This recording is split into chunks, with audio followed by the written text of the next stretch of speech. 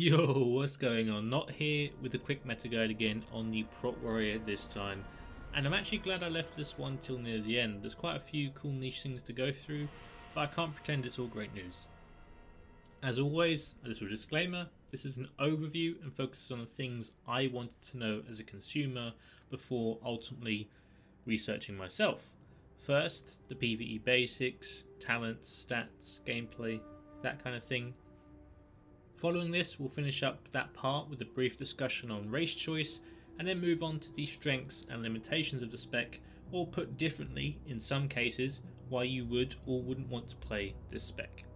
Finally, we'll take a broad overview of professions and PvP, but for granular level detail, I would recommend checking out a more specialised guide after you've checked out this one, of course. So, let's get started with the talents. And as is often the case, there are a base selection of points that you need to take before things open up towards slightly different directions. First and foremost, you want at least 45 points in the protection tree to take all the points that just have too much merit to not take as far as tanking is concerned. However, you could argue a few points could be trimmed, but let's just keep it as it is. This essentially amounts to every point in the first three rows besides improved Blood Rage and improved Revenge. This is both in part due to the strength of the points, but also because the value of points in the next two rows drop and you still need to get down to the deep Prot talents. The next two rows provide improved Sunder, and this is taken simply to reduce Devastate's rage cost. With or without improved Exposed Armor from a rogue, you will be pressing Devastate regularly, so this is a good talent for threat. Next, Concussion Blow is taken to be able to take Shield Slam later, but it's got some nice dungeon utility regardless, which you'll find useful. Shield Mastery is essential since much of the mitigation from Warrior is via blocks. Following this, One Hand spec is just a no-brainer auto decision, as is Shield Slam for our main threat ability, whilst Focus Rage is just a great talent that reduces the rage cost of all our abilities. We take the remaining 6 points below for fat stats and our key ability Devastate, which is, for all intents and purposes, a Sunder armor that actually has some scaling with weapon damage. Now, from this stage, you can go full Boomer, full Zoomer, or a little bit in between. Call it Millennial, I guess. Let's start with full Zoomer, because I think that is where the meta will trend inevitably. The full Zoomer build puts 5 points into Cruelty for the easy 5% crit, before putting the rest into 3 out of 3 improved Heroic Strike, 4 out of 5 Deflection, 3 out of 3 improved Thunderclap, and finally a single point into Anger Management to pick up the extra Rage. This is essentially the furthest you can push a deep Prot build in search of more threat in TBC. The Rage from Anger Management amounts to a decent amount of extra abilities being executed over the course of the fight that you just wouldn't have had otherwise, feeding into that highest threat per second goal. Notably, with this build, you can also argue to get rid of 1 or 2 points out of Anticipation, or all of them, moving a few around, especially as you gear up, since defense will be available in abundance, eventually at least, but a full discussion on it would take too long and ultimately depends on exactly how aggressive you're gearing with, such as are you using gladiator gear or not, as an example. But bringing us back to talents though, before we go off on a tangent, you can also scale it back a bit, because I'm sure someone has already said to themselves there's quite a few decent to good defensive talents that are passed up with the build we've just discussed, as well as some of the utility talents such as improved Demo Shout. In particular, in terms of the defensive ones, improved defensive stance and improved taunt are useful and are fairly popular. At least in 2007 they definitely were fairly popular, and to this day private server players still utilize these points to some degree, and essentially they're there to ease tank swaps and reduce the overall damage taken in magic heavy fights, which there are quite a few. Taking these or any other additional Prot talents will mean we're trimming points out of Anger Management and improved Thunderclap, plus potentially an additional point from elsewhere, most likely Deflection. Now, exactly how the full Boomer or Millennial builds, whichever you want to call them, will look are less clear than the Zoomer build, because the more defensive or utility heavy builds don't seek to grab anger management, so both can take a plethora of different combinations and options that are all pretty close and contextual based on preference, raid context, etc. As an example though, a more middle of the road build would be grabbing something like improved demo or booming voice, or perhaps taking improved taunt as well as improved blood rage, again mostly contextual or preference based.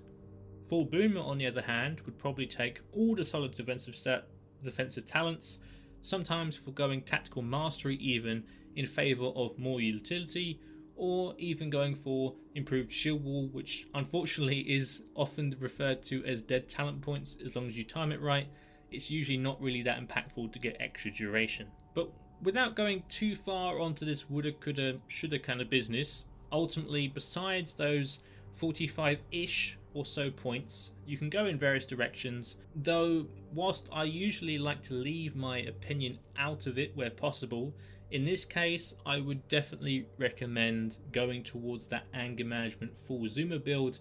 It just fits the trend of classic WoW, so far at least, a whole lot better without giving up anything that's too significant. Now that we've discussed talents, let's talk about the stats, and there's a fair bit to cover, and I'll try to be as clear as possible without boring you to death, because ultimately you could talk at extreme length about these stats, but I'll try and keep it brief. Defensive stats wise, tanks are seeking to be uncrittable by default, as you probably know. Warriors and paladins are often seeking to be uncrushable for main tanking also. To be uncrittable, you will need defense or resilience, or a mixture, reaching a total of 5.6% reduced chance to be crit. In terms of per point value, defense is the best option for this, as it also boosts our block, dodge, parry and chance to be missed as well, on top of decreasing the chance to be crit.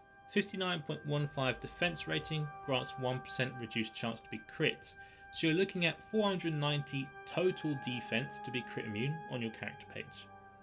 As mentioned, resilience also offers reduction to being crit at 39.4 resilience per 1% crit reduction, so that would be 221 resilience rating that would get you crit immune if you had 0 defense gear.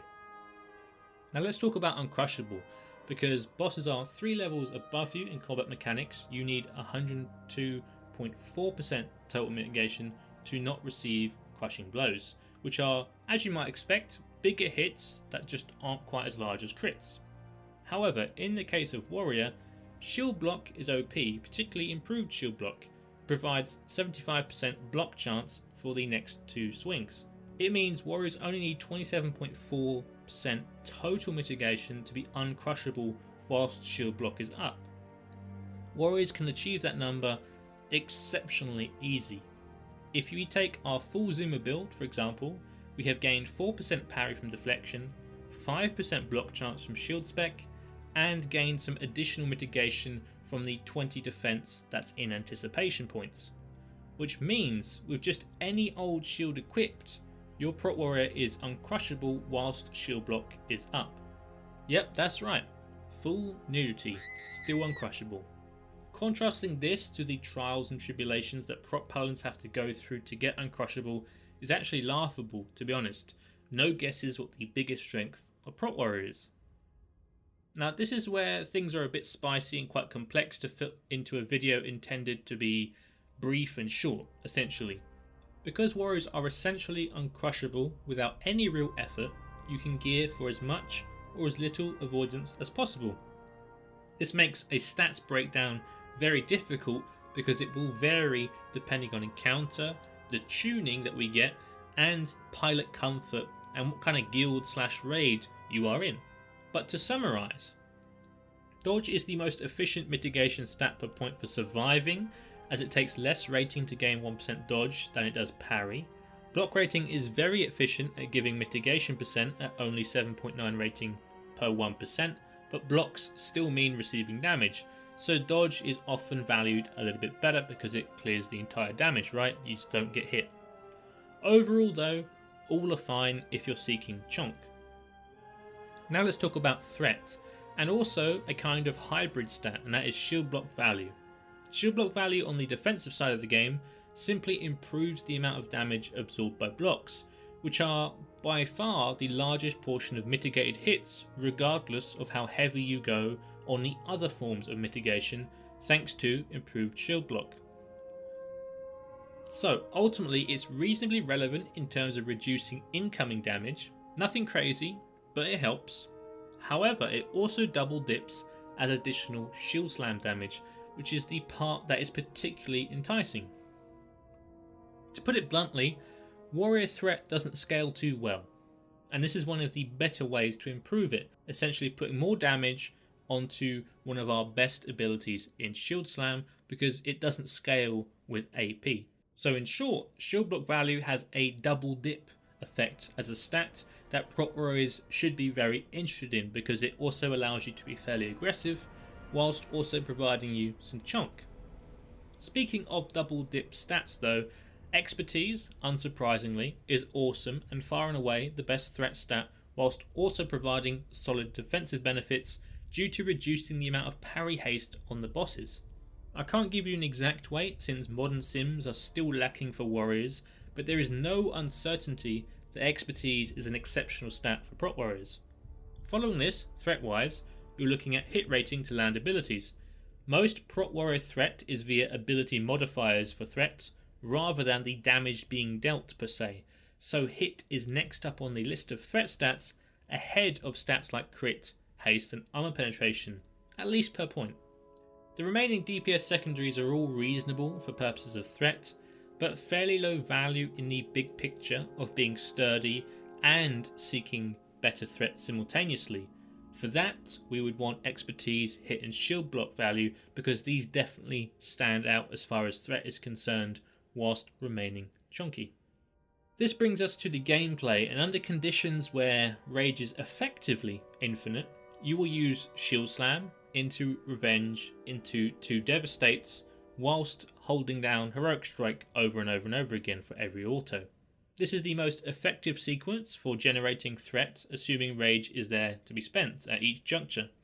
On top of this, you may be keeping up improved demo if you talented this way, though often you can get the arms warrior to do it for you instead. Now, the harder part is of course when rage is not abundant for whatever reason. Whilst the exact sequence will differ on context, threat per rage is in the following order, assuming you have improved heroic strike and improved sunder as talents. First and foremost we have revenge, followed by shield slam, followed by devastate, followed by heroic strike. And since heroic strike consumes an auto attack that would otherwise generate threat and rage, it is the easiest cut from your gameplay when rage isn't going well. In cases of extreme rage starvation, you would be looking to ensure that revenge is being used as often as possible without delaying your shield slam going off on cooldown.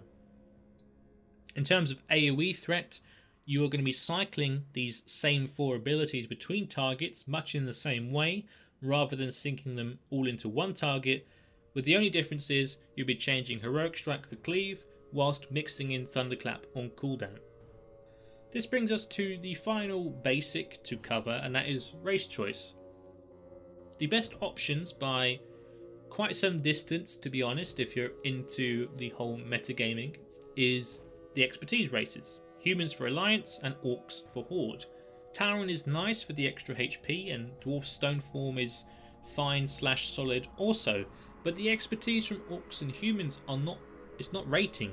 They are 5 total expertise, which essentially means you're getting a free 20 expertise rating just for equipping a weapon type they will frequently have available to them, especially in the case of human.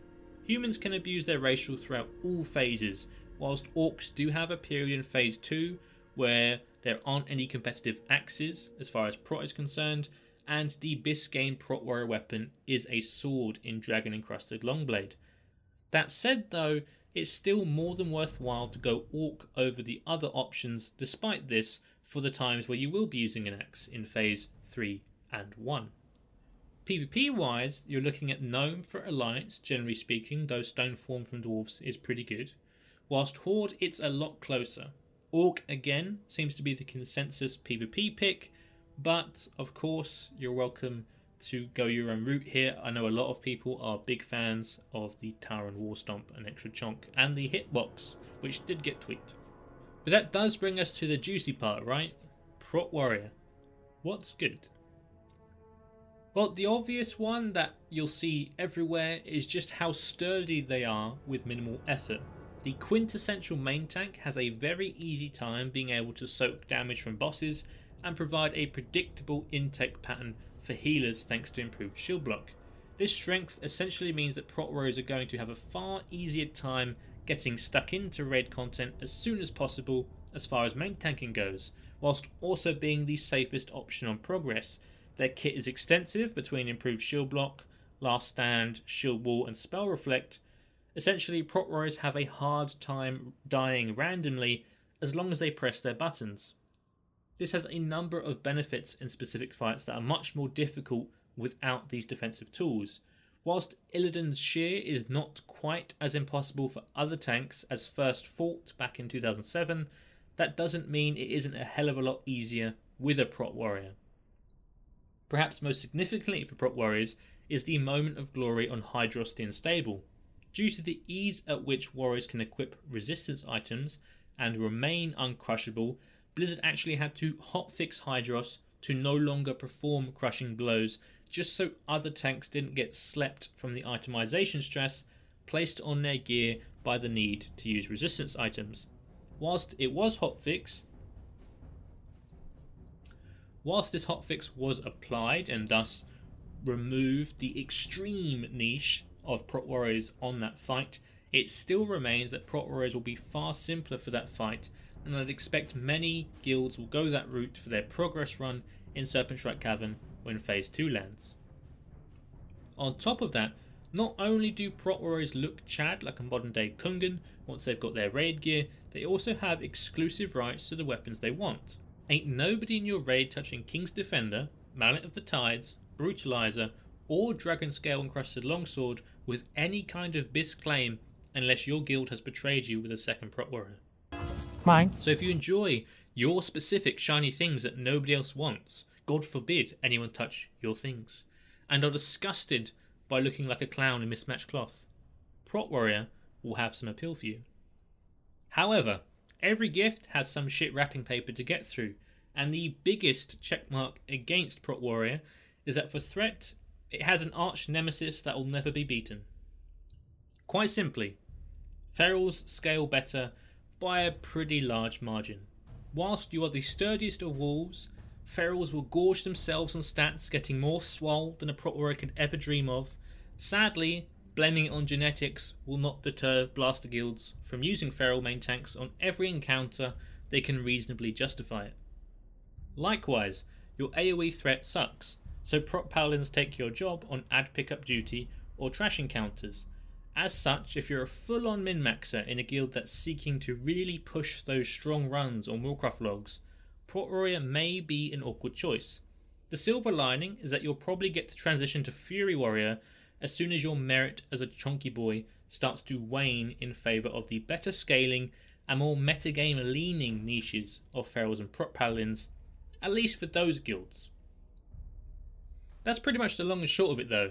Great kit, has some good niches, especially on progress, looks cool, will be more than good as a main tank for most guilds, but supreme min-maxers should look elsewhere unless their love for Warrior is too strong to file for divorce. That brings us neatly to professions. Let's start with blacksmithing. Both armorsmithing and swordsmithing specializations offer a pretty good reward that scales up through to Phase 2 content, retaining strong itemization and competitiveness with the top options. For example, Blaze Guard is a little better than the Phase 1 options available, whilst Blaze Fury is the closest option in Phase 2 to the extremely good Mallet of the Tides. Likewise, Bulwark of Kings is the best chest available for threat in Phase 1, offering an on-use HP boost and strength boost for 15 seconds. Bulwark of Ancient Kings, though, the final version, is good, but ultimately you'll want to equip the Tier 5 chest in Phase 2 as part of the 2-piece bonus. So, whilst blacksmithing is a good option that removes your weapon or chest slot from the RNG fiesta of MMO loot systems, it isn't too crazy. Worth noting, blacksmithing also gives a strong threat chest piece for the endgame, but it is typically viewed as inferior to the Muru chest piece. The usual suspects are also fine, but nothing impressive. Dual crafting provides a slightly better stam or AP gem, an early and late game trinket that are nothing special, but at least there as options, whilst enchanting will provide +4 all stats to each ring for a total of +8 from phase 3 onwards. Before phase 3, you'd be stuck with +2 weapon damage on each ring, which isn't anything to write home about, to be honest. From phase 3, enchanting makes a lot of sense, but prior to that, it's very underwhelming from a performance perspective. This then would leave us with engineering and or leatherworking. Engineering is the closest to a slam dunk pick for the Prot warrior. Not only do you get chonk trinkets that will help early on, but gnomish flame turrets will help your AoE threat or just your AoE DPS to a good degree, not to mention sappers, which can finally be used since the drum nerf, if you're not one of the 5 raiders on drumming duty, that is, since they share a cooldown. However, that's the awkward part also. Leatherworking is nice for being a drummer, because your guild will need some, but the fact that it incurs a cooldown on sapper charges kind of makes it awkward to go engineering and leatherworking together. All in all, you can see that there's some nice options, but nothing feels like a certified must-have. If you were dead set on min-maxing every last gain, no matter the cost, I would suggest engineering and blacksmithing for phase 1 and 2, particularly swordsmith. Personally, I think that is the best option, because what if you get cucked on your Mallet the Tides RNG? Followed by engineering and enchanting for phase 3 onwards to get +8 all stats, flame turrets and sappers. That said though, the difference between taking none of these professions or the 2 I've just recommended is not especially huge outside of sappers, probably being used as part of speedruns if you're into that. So unless you're in a speedrunning guild, pick what you like is far from a poor decision as far as Prot warrior goes. This then brings us to PvP, and to be honest, I've got nothing to say here. Check out the arms video for PvP because Prot warrior has pretty much zero scope to do even moderately well in TBC arenas.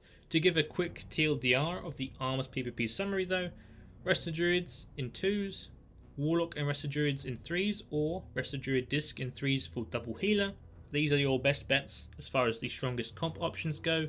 3s are looking like the best home for warrior, given how much mages can abuse warriors on beta with these never breaking frost novas. It's quite ridiculous. So 3s is probably where I would look if I was personally going to try and min-max arena as a warrior, but I'm sure you'll do fine in 2s as well with the Resto Druid. With that said, I'm off to go edit another video. I'll see you next time, hopefully in your notifications.